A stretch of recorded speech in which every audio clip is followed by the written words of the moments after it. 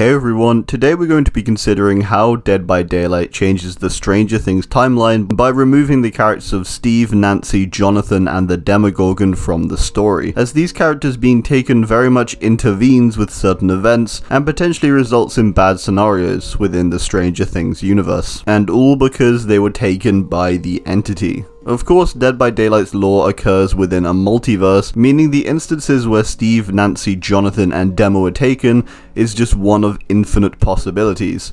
However, it does still mean that the universe they are taken from is potentially doomed. Dead by Daylight's version of the characters is slightly unclear in the exact point they're taken from, but it's generally assumed they're taken just before the start of Season 3 and after the events of Season 2. Steve's Dead by Daylight lore references both Dustin and his pet demo dog D'Artagnan, which are part of the events of Season 2, so this seems around the right time to me. Further, in Nancy's lore we find references to the events of Season 1 and Barb's disappearance, and further a mention of inequality and chauvinism in the workplace. This suggests that the two characters are taken just before the start of Season 3, when Nancy is chasing down a lead, as the inequality seems to be a reference to her job at the Hawkins Post, where she is treated pretty poorly. This would also explain the mention in Jonathan's lore of their disagreement, and would further explain why Nancy chose to call Steve for backup when researching the Hawkins lab. So we can still assume that Steve gets his job at Scoops Ahoy, but is taken soon after. Meanwhile, Nancy and Jonathan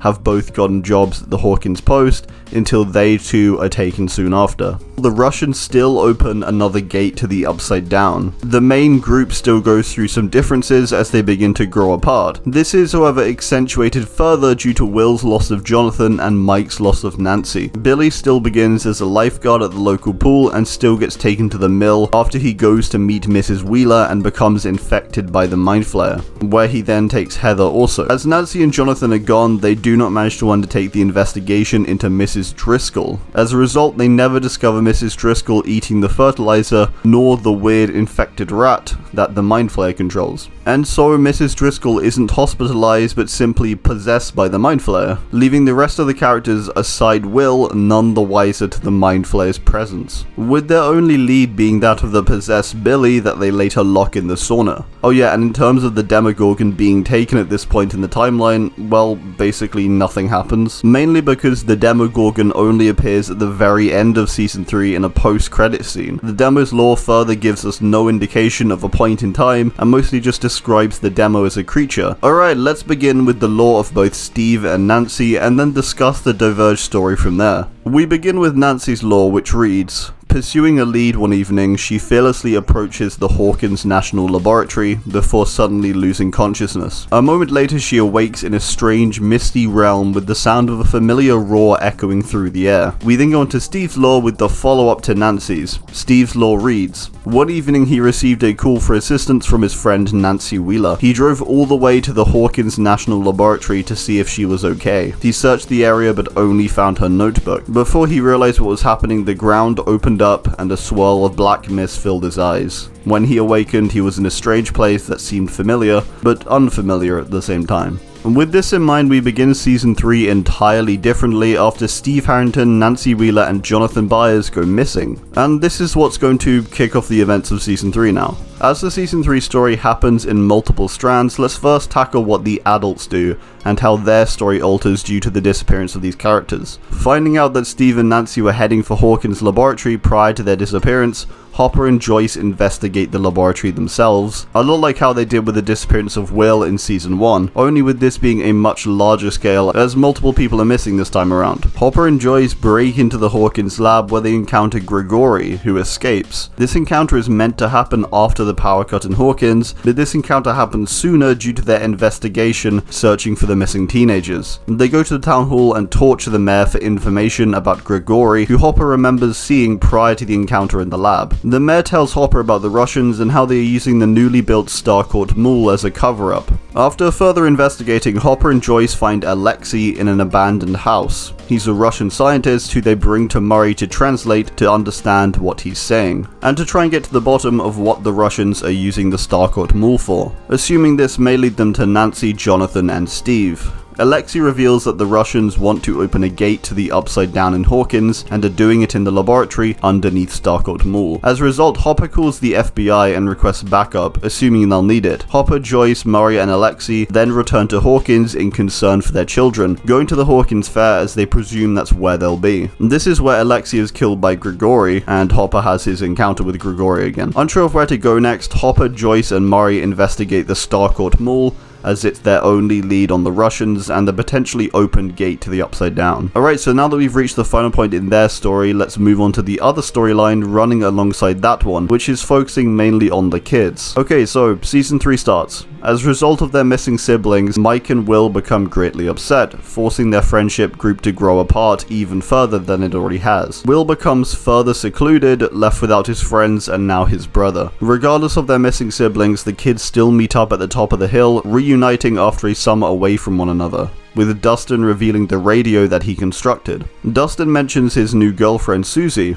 No, not that Susie, and attempts to contact her on his radio. It doesn't work. The kids go their separate ways and Dustin intercepts a transmission whilst trying to get the radio to work. He attempts to tell his friends about the transmission, but they are all distracted by their relationships and concern for their older siblings, and so Dustin is left alone trying to solve it. Dustin is unable to go to Steve at this point due to Steve's disappearance, and so he fails to decode the transmission, as well as meet Robin and Erica. This results in the Russian code at Starcourt Mall remaining uncovered and uncracked, and the laboratory's elevator entrance remaining unfound beneath Starcourt Mall also. This further means that this entire plotline of the investigation into the lab itself is completely gone. Even if Dustin did manage to get the help of Robin without Steve, then the transmission would still remain unsolved, as Steve wouldn't be there to point out that the music backing the transmission was matching that of Starcourt Mall's. Basically, the full decode transmission team needs to be there in order to actually decode it. Also, without Steve, there's no reason for Dustin to ever know Robin. So, while Dustin attempts to solve this, Max and Eleven visit Heather's parents, who's been reported as missing. They are accompanied by the possessed Billy and Heather, and they can tell something isn't right. They then go and tell the boys about how weird Billy was acting and lock him in the sauna at the pool, attempting to get answers from him and assuming that it is the Mind Flayer's doing after Will starts to feel weird. This fails and Billy escapes. The kids are left without a lead as Nancy and Jonathan are not present to show them Mrs. Driscoll at the hospital. They reunite with Dustin and share what they have discovered,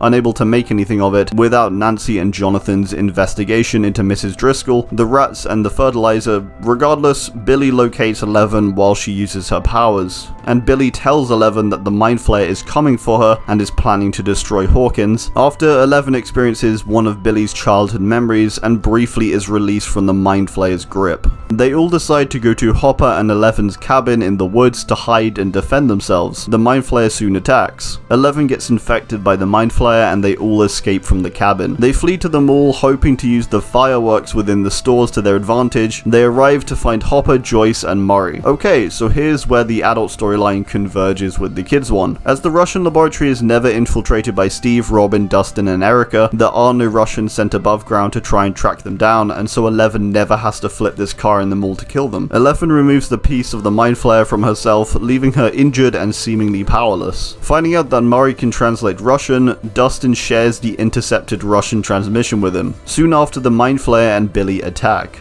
Without the distraction caused by Steve, Robin, and Dustin, the Mind Flayer remains focused on Eleven in the mall, chasing her. Joyce, Eleven, and the kids drive away in the car that still remains, as Eleven didn't have to flip it inside the mall. Billy briefly buys them some time after Eleven manages to bring him back around. Billy is then killed. Whilst Joyce and the kids flee, Murray tells Hopper about the transmission, and together Hopper and Murray enter the Russian lab after discovering the entrance that Steve and Co was supposed to, thanks to Dustin sharing the transmission.